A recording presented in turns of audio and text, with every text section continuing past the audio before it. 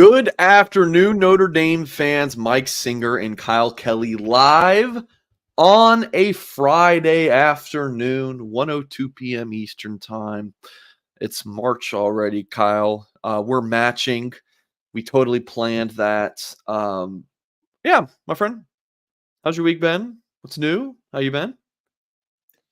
Been soaking up every one of these dead period days in February, but I know it's going to from 0 to 100, as the kids say, pretty fast next Yeah. week. Notre Dame gets off spring practice on the 7th, and then it's pretty much all hands on deck from there. So what? Notre Dame's first visit weekend will be, or the first time they have visits that we know of is that 23rd weekend. Does that sound right? I think so. Yeah, I know like Deuce Knight's coming in on the 20th. Mark Zachary will be there on the 22nd, but Okay. off the top of my head, I don't think we're expecting many recruits on campus until third week of March because all the students are going to be on spring break. Right. Okay. Yeah, the whole sorry guys, I'm still we're running a little bit late. When I say we, I mean I. So I'm still putting together some of this stuff on the back end, but that's why I'm looking off to the side. But um the spring calendars is fascinating to me because Notre Dame practices, to my knowledge, March 7th, and then they get like a week off. Or excuse me, like a week and a half, 2 weeks. So they've done that in the past. And yeah, so they're doing that again this year. Reading the chat real quick. Who's the overall priority recruit for the 2025 class? John Murray. Always an interesting question. I will always answer with the quarterback. First of all, whether he's committed or not, that's the answer. But in terms of like an uncommitted guy, like it's it's kind of a clunky question to answer because it's not like there's a right or I guess there can be wrong answers, but like it's not like the staff's sitting around and being like, all right, who's our most overall important recruit, regardless of position. It's not really anything they discuss. So I'll always go with the quarterback there. I'm going to continue to read through the chat. I don't know if you had anything to add on that, Kyle, but Lotus says, I damn, do. Mike. Okay, go. Yeah, go ahead. Yeah, I got three quick thoughts on that All right, because I like it. it came to mind. So I went in three different thoughts here. The first one that came to mind was Nathaniel Wusu-Boateng because he's the younger brother Jeremiah Wusu-Koromoa. But then I'm like, well, Notre Dame can get away without having linebackers, and I'm like, well, wide receivers. So Derek Meadows from Las Vegas, Bishop Gorman, the top 100 potential 5-star guy. If I had to guess, he's probably the number one priority for Notre Dame. And then I flipped back on the other side of the ball. I started thinking about in-state 4-star edge rusher Damian Shanklin from Indianapolis Warren Central. I feel like those are three guys. Owusu Boateng, those Shanklin, especially Meadows and Shanklin, two priority guys because those are two major positions in need, not only on like Notre Dame's roster this year, but certainly in the future, and that includes the 25 class. Yeah, cool. Gene says, Mike, watching live for a change. We're glad you're here, Gene. Doesn't Deuce have the highest ceiling? So wouldn't On3 ranking number one? Dude, I don't know. Why are you asking me, Gene? I don't do the rankings. Hell if I know. I mean, does he have the highest ceiling? I don't know. I don't. There's some other really darn good quarterbacks in the 2025 class, but ceiling's not the only thing. But I do, Gene. I don't know, man. Dynasty, Devi Cooked. Good to see everyone in the chat. We're gonna dive into today's regularly scheduled programming. And of course, we're gonna talk rankings because I'm a glutton for punishment, and I just continue to want to discuss these things. So On3 did update their rankings on Monday. I've talked about it in some videos this week, and articles and whatnot. I think the headlining news is Will Black going from a prospect just outside the 200s to a 5-star prospect. And Tim and I talked about this at length Wednesday, and so make sure you watch Wednesday's show. But the other thing I'll add is that when you talk to these rankings guys, like the earlier it is in the cycle, like the less important the rankings are. Like that's what they'll always tell you because, like these college coaches, oftentimes, not all the time as we see, but a lot of times make decisions on if they're going after prospects before their junior year of high school. On3, they start ranking the guys early, and On3 it goes for all the websites, like, but they don't have to make their final decision on where they want to how they want to view a recruit until after the kid even signs. So it's really the earliest rankings are not super important. So if you're wondering how do you jump that high, like those early rankings, you don't have as much data. Then you get that junior season. In that development is so crucial. Will Black, the number 1 offensive tackle in the country, number 6 overall player. So we okay, so it was like February 21st or 22nd, Kyle. I put on the board, like, here's my 2 players that I'm really vibing with. Like in terms of like, these are going to be my Joe Alts of the class, right? And it was Ivan Taylor and Will Black. I had no idea what those guys were going to get ranked. A week later, Taylor went up 50 spots. Thought that one might happen. Kyle sent me the when we got the list internally, I think 2 days before the new 2025 rankings went public. He sent it to me. It's like Saturday, 8 or 9 o'clock at night. I'm scrolling it, and Kyle like sends me like, "Oh my god!" I'm like, "What, Kyle? It's Saturday at 8 o'clock. Don't send me an oh my god text. I just want to sit on the couch." And I'm scrolling the rankings, and he said, "Did you see Will Black's ranking?" I'm like, "No, I'm getting down to the 200s in a second, Kyle, where he's probably going to be." He's like, "No, he's a 5-star." I was like, "Holy crap!" So there's a little look behind the curtain on an exchange myself and Kyle had, but yeah, certainly surprised. Didn't expect that jump, but yeah, he's a toolsy prospect. So yeah, what was your first reaction when you saw that, Kyle? So I know we were talking about before the show. I mentioned that I'm, helping out with some NFL Combine coverage this week at Blue and Gold. And before I even learned I was on that assignment this week, I've been listening to a lot of NFL draft content. And the one thing that has been talked about pretty frequently is how challenging it is to evaluate college prospects. You think about these NFL teams, multi-billion dollar, franchises. Their scouting departments, personnel departments are huge. The amount of guys on any team is there's could be 20 different evaluators just looking at one prospect. All those guys have different assignments, but my point being is they have so many unlimited resources, so much manpower, and they still get it wrong. And they still probably get it wrong most of the time. And then you try to think about the job that Charles Powers and Cody Belair have through rankings guys of ranking high school kids where their bodies are growing, positions are changing all the time. You have 100 different levels of competition. It's dang near impossible. And the fact that they even get some of these guys right is absolutely incredible. But with that said, I was very surprised by the climb Will Black made. I remember you and I talking like, yeah, this guy could be a potential 5 sort of thing. He's a guy that I think he's probably the best offensive. Well, I feel for certain he's the best offensive lineman in Notre Dame's class.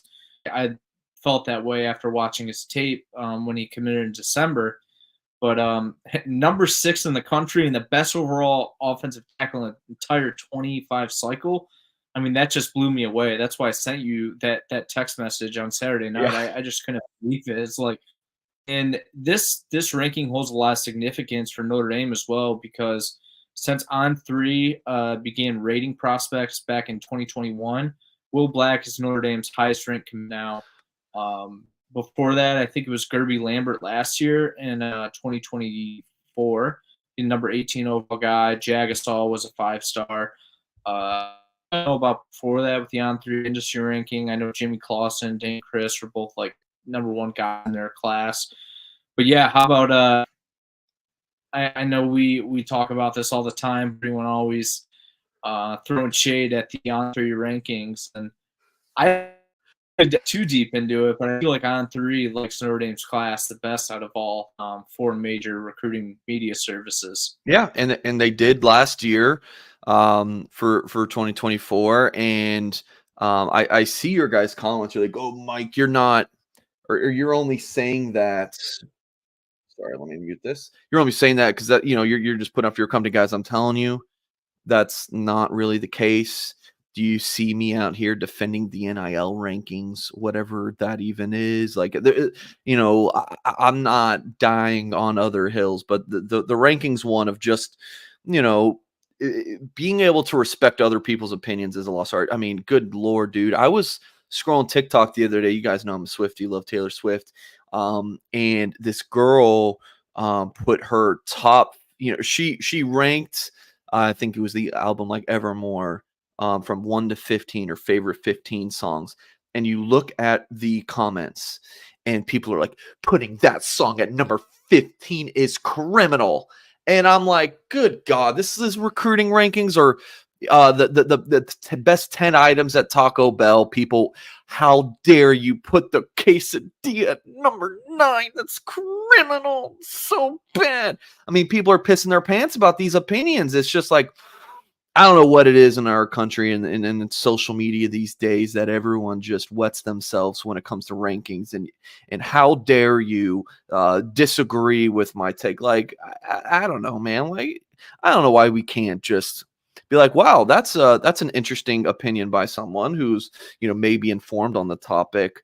The other thing is, and I even kind of threw some shade at a message board poster. If you're watching this message board poster, I'm sorry, but he said that he kind of liked Rivals rankings of Notre Dame's particular recruits the best.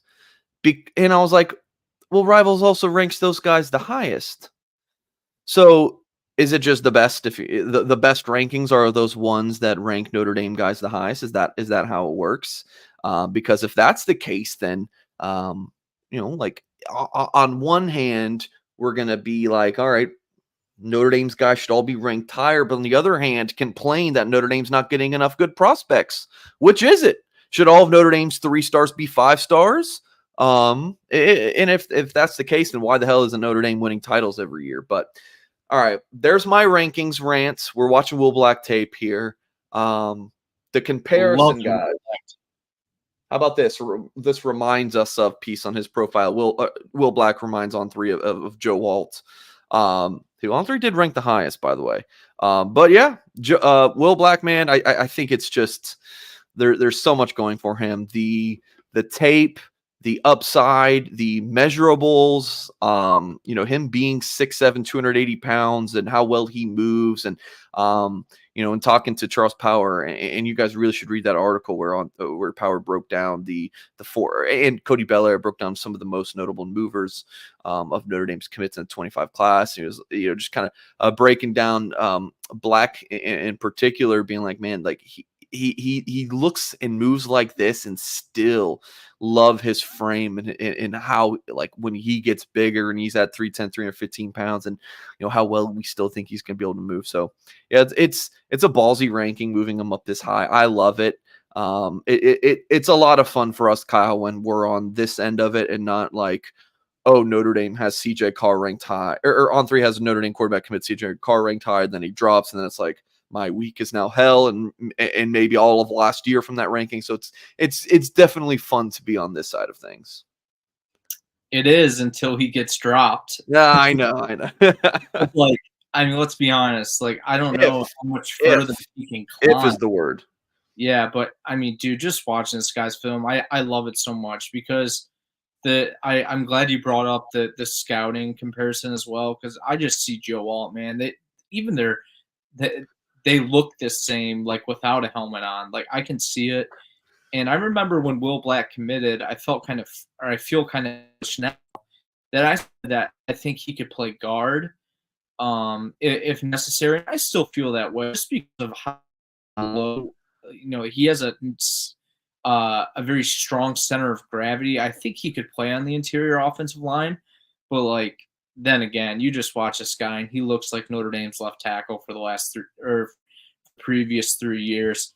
And I think that once Will Black gets to campus, he's going to be Notre Dame's offensive tackle for the next 3 years. This guy is an absolute stud. Yeah. Yeah. So yeah, there were some other moves, some up, some down. Joseph Reif moved into the on 300, went from a 3-star prospect to number 240 overall. Ivan Taylor, I talked about.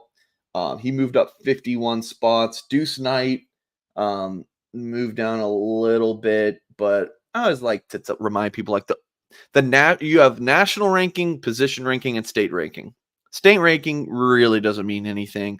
Overall player means something for like the 5-star, because you need to be a top 32 to be a 5-star, which I don't really love, but it's whatever.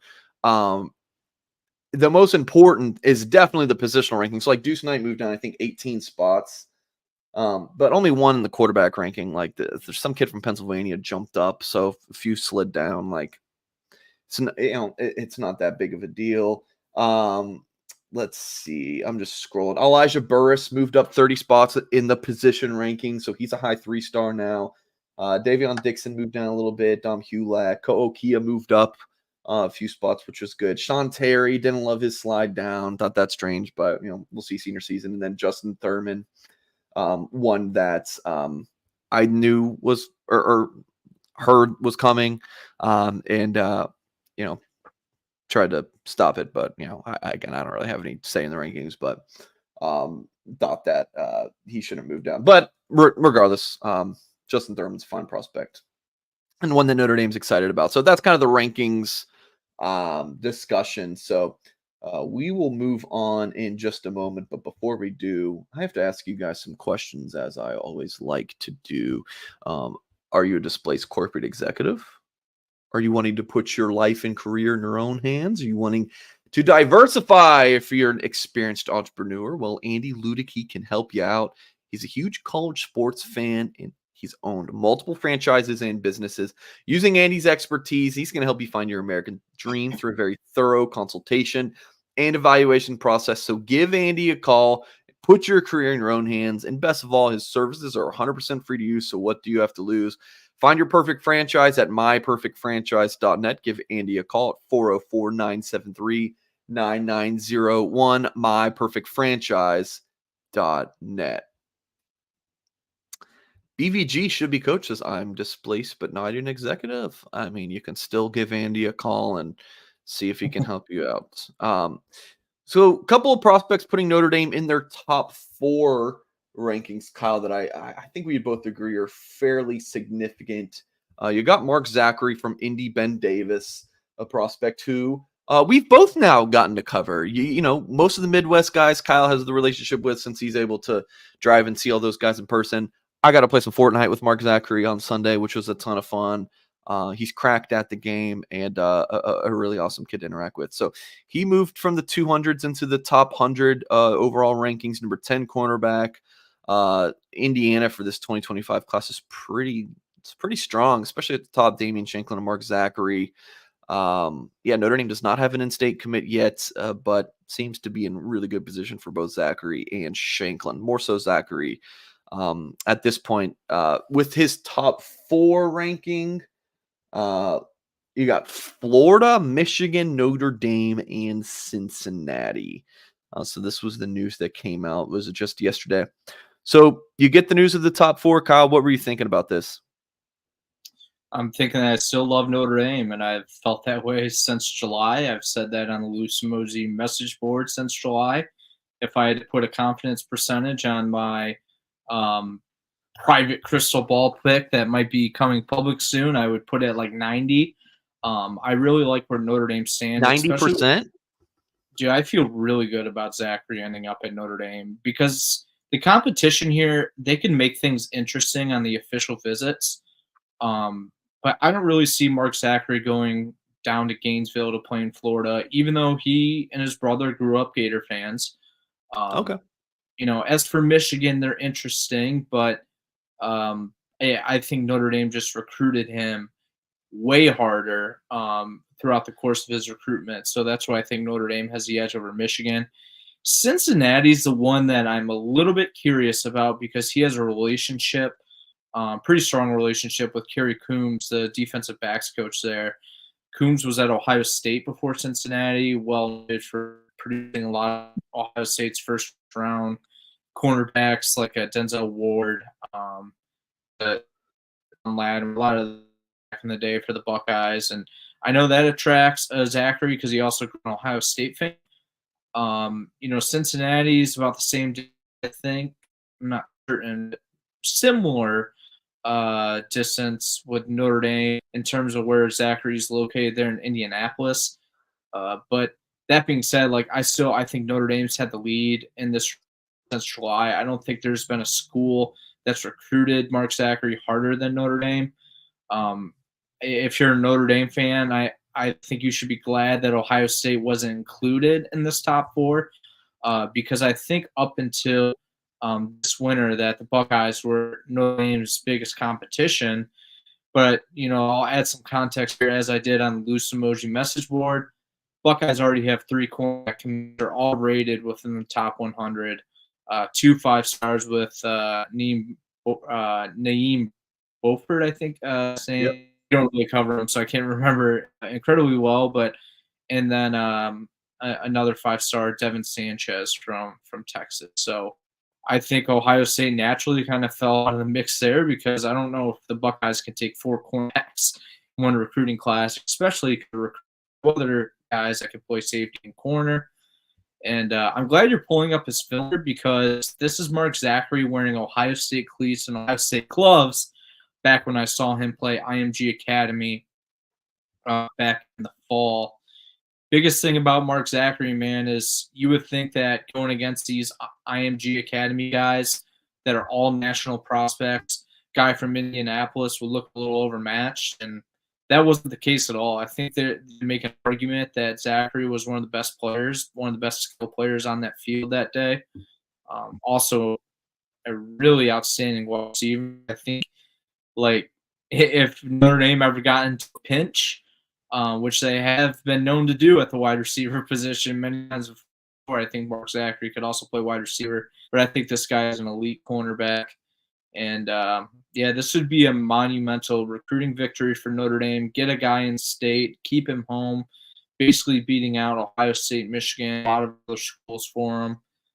And it would be nice to see Zachary's crosstown rival, Damian Shanklin, more central, follow him into the class. Okay. Yep. Good deal. So top 4, Michigan, Florida, Notre Dame, Cincinnati. With you, Kyle. I did log that public prediction for Notre Dame back in August. People are going to be talking about Mike Singer's August 2023 predictions for decades. They're going to build a statue how hot I was that month on some of those predictions. We won't talk about the one that I missed. Only the ones I hit, please.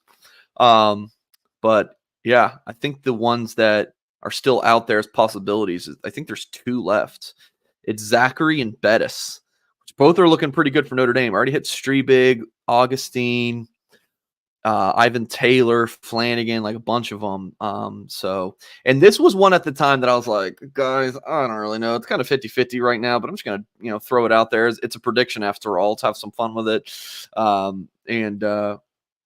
So Mark Zachary might make me look smart. So, Mark, I do appreciate that. If you do, if not, then you're dead to me. I'm kidding. There's something else I wanted to add. I think he might visit Florida. I think for him, let me pull up his profile and see his visit center.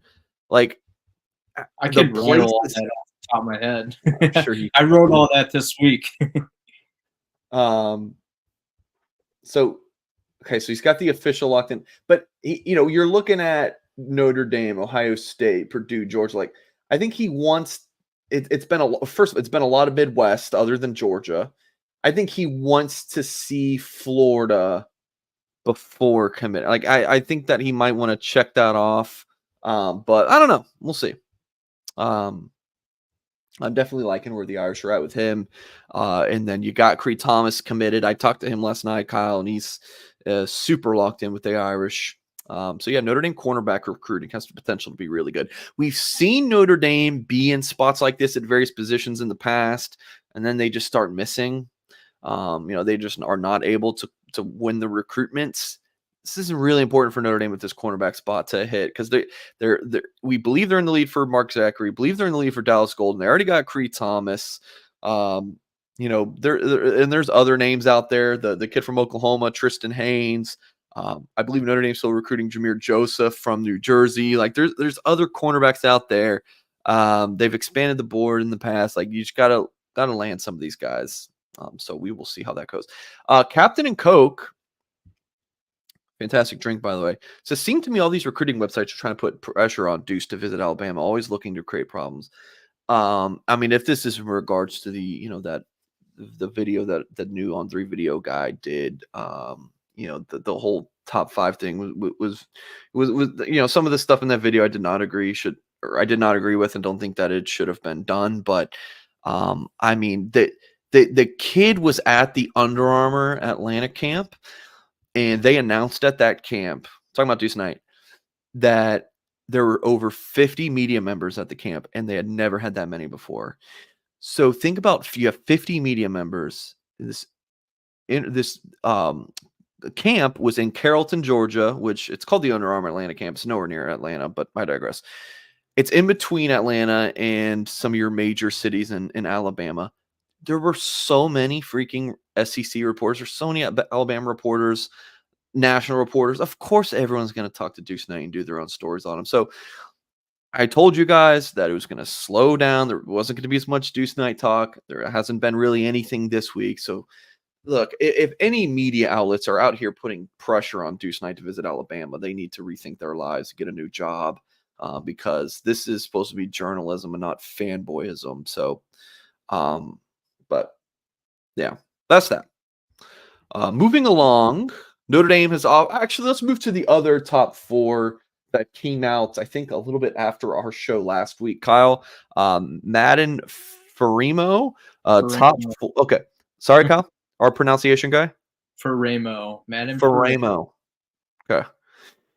Top 4, Notre Dame, Ohio State, USC, Oregon. Okay. So I want everyone to close their eyes. Okay. Just think about, you have this beast Southern California inside linebacker who's considering Notre Dame, Ohio State, USC, and Oregon. You would think Kingston Viliamu-Asa. No, it's Madden Farimo, who we're talking about here. That's his top 4.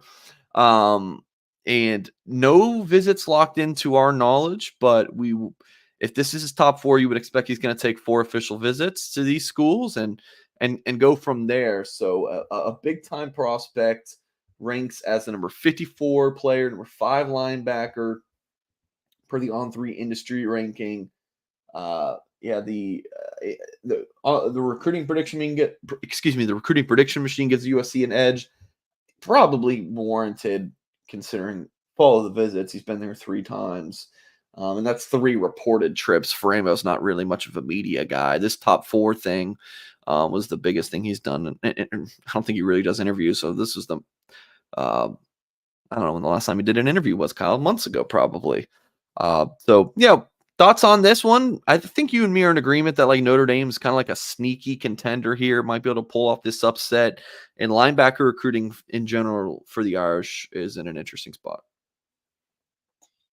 It is. I mean, this just reminds me so much of Kingston Viliamu-Asa last year, where I think publicly, Kingston was much more open about his recruitment than Faramo. I mean, Faramo does not really disclose any details into his recruitment to reporters, and I talked to Faramo's head coach back in January, and he did not disclose any details about Faramo's recruitment. So Faramo did talk to Hayes Fawcett when he dropped the top 4 and gave some quotes about each one of those schools if you want to dig into those. But back to Viliamu-Asa, just like him, Madden's very passionate about his faith. Goes with Catholic school from SoCal. I believe he is familiar with Viliamu-Asa as well. So that is very interesting for me with Notre Dame. But the one thing that I'm really watching here is I think Ohio State, just from not an incredible amount of what like behind the scenes stuff that I've heard, but I feel like just some of the things I've heard and talking to our colleagues that Ohio State could be a team to watch for him just because One, he made it a priority to go visit Ohio State, make the cross country trip to Columbus during the season. And for a guy that doesn't take a lot of visits to make a visit like that seems really important. And I know James Laurinaitis, former Notre Dame GA who got promoted to linebackers coach at Ohio State, is doing an incredible job in this recruitment. So I think we're looking at another Notre Dame Ohio State battle, but yet again, this is recruitment not a whole lot about. But I think when you connect the dots to a similar prospect last year with William Wassa, I think Notre Dame could find themselves in a familiar position with Faremo. Yeah, yeah, that would certainly be ideal. So, yeah, Michael says linebacker is interesting. Not sure who currently favors the Irish at this point. I think Notre Dame has a few that if they were like, all right, let's push all of our chips in on this prospect right now, that they could probably land. But the the two that I'm told are like the top of the board, like can't miss, are Nathaniel Owusu-Boateng, and Madden Faremo. So those are like the two that Notre Dame is like they're the top of the board guys.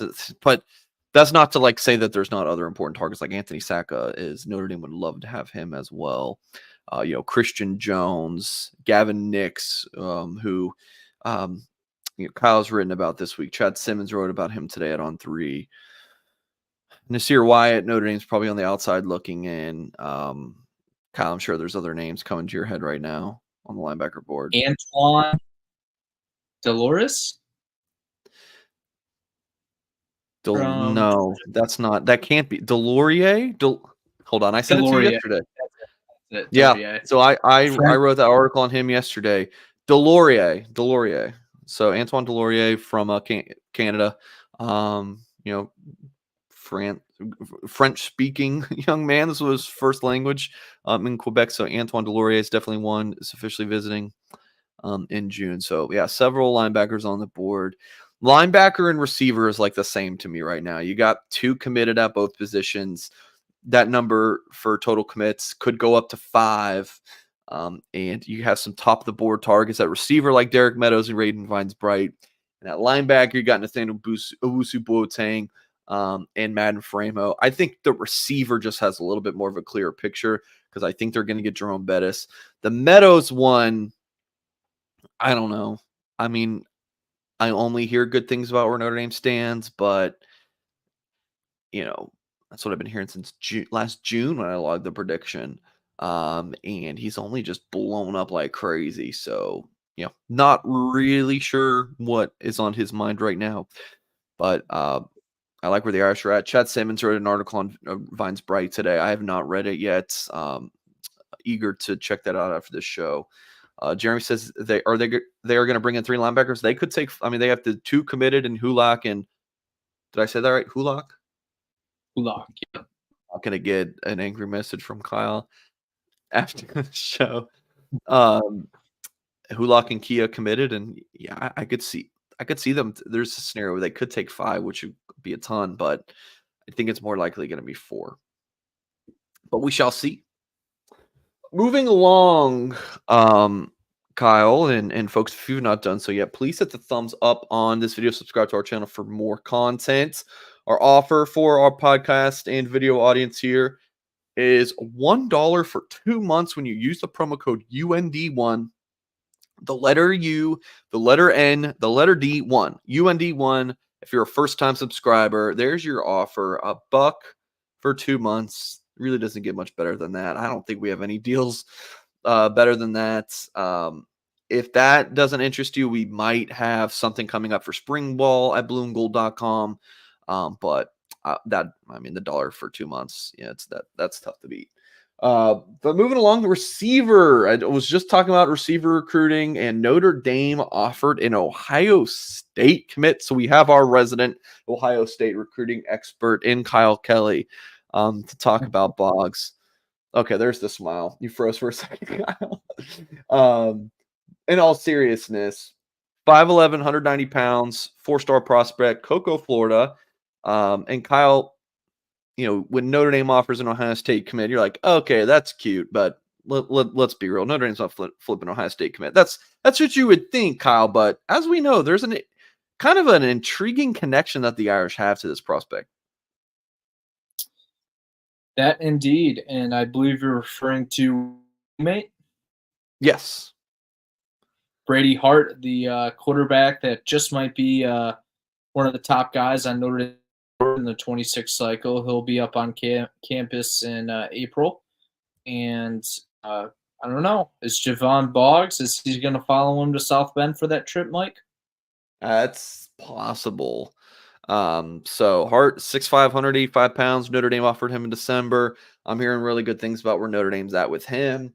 So if look, let's just use logic here. Notre Dame, when they get their quarterback commits, it's usually early. I mean, CJ Carr committed to Notre Dame before his junior season. So I think this 26, I think it's going to move fast. I wouldn't be surprised if Notre Dame lands a quarterback in the summer. So if it's like June or something, and again, we are speculating here fully. If Hart were to commit to Notre Dame in June, he's going to start building this 26 class immediately. Who's his first call? It's Boggs. It's his teammates.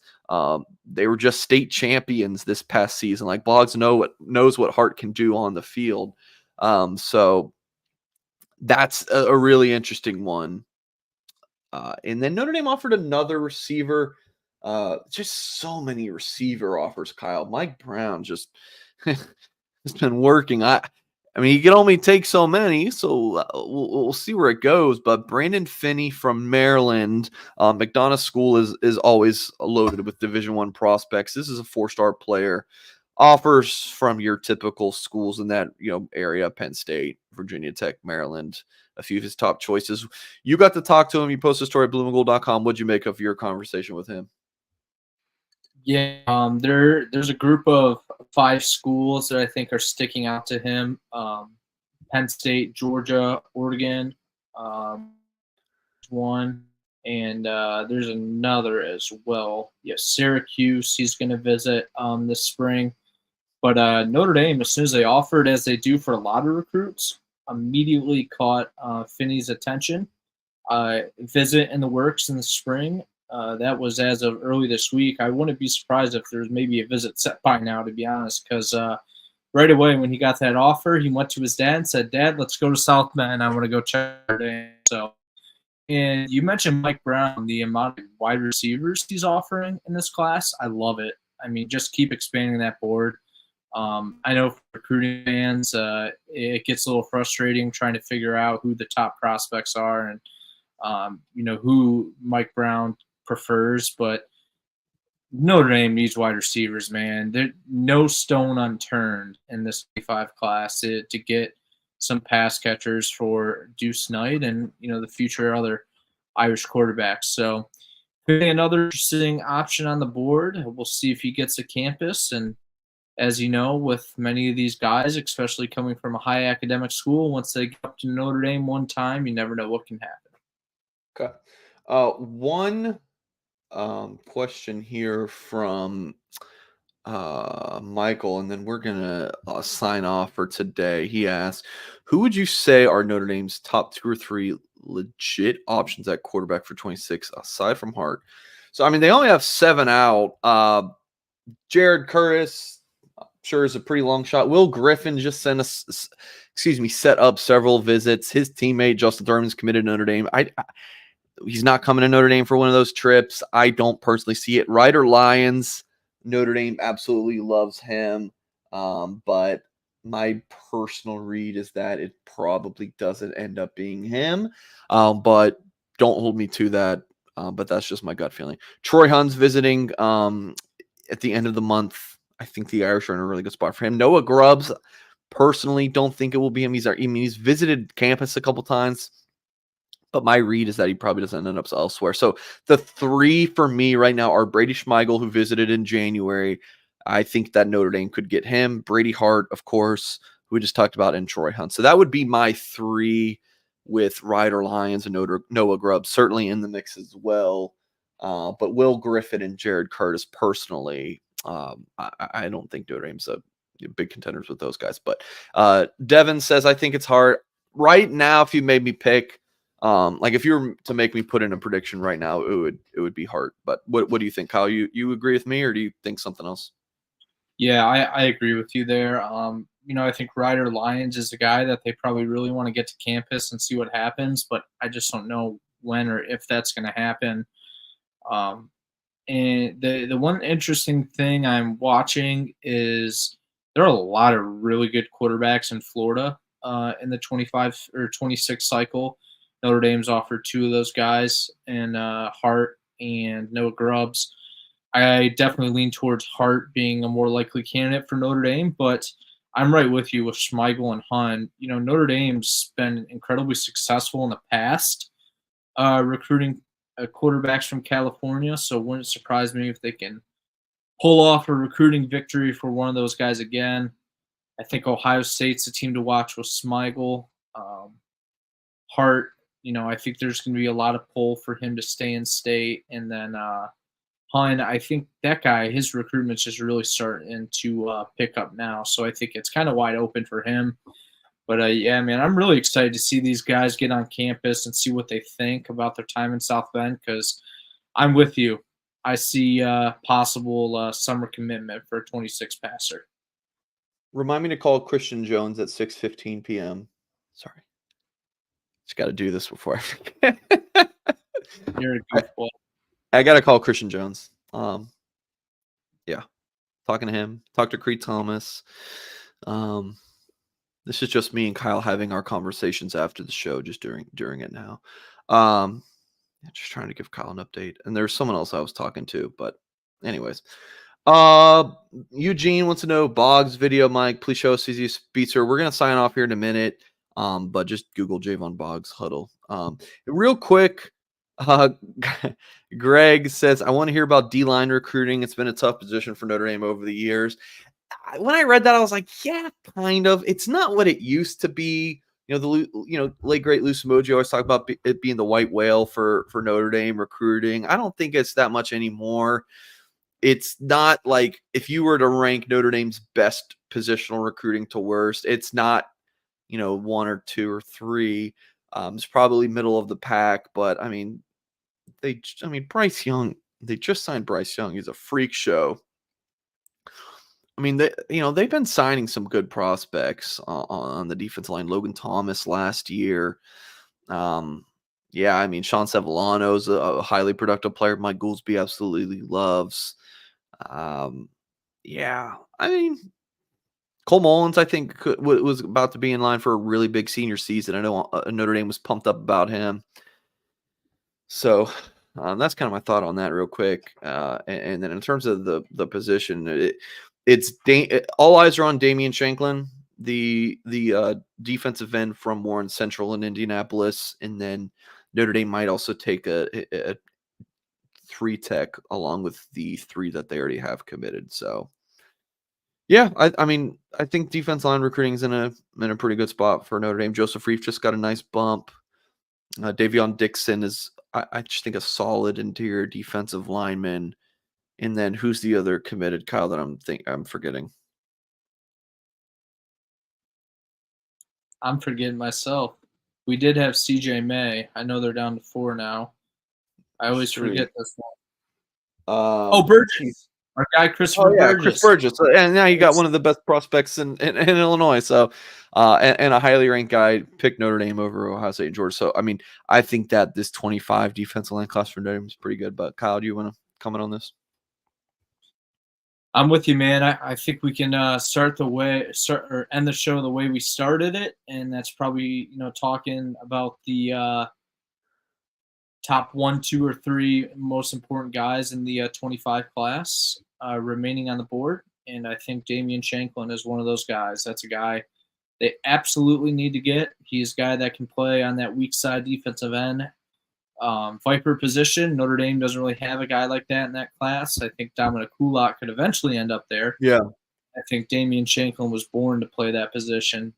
And that's absolutely going to be top priority moving forward. You think Notre Dame lands Shanklin? I don't know. If it was today, yes. But I think there's a lot of stuff at play in this recruitment. I'm with you on that one, and that's kind of what I've been hearing for before March now. We're talking about 5 months.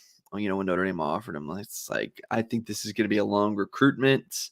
I think Notre Dame leads right now, but it, you know, that's right now. I don't know where this thing's going to go from here. But he tweeted out today, Texas official visit, and he's going to Notre Dame twice, right? Spring and summer. He's got trips locked in. So that's very encouraging.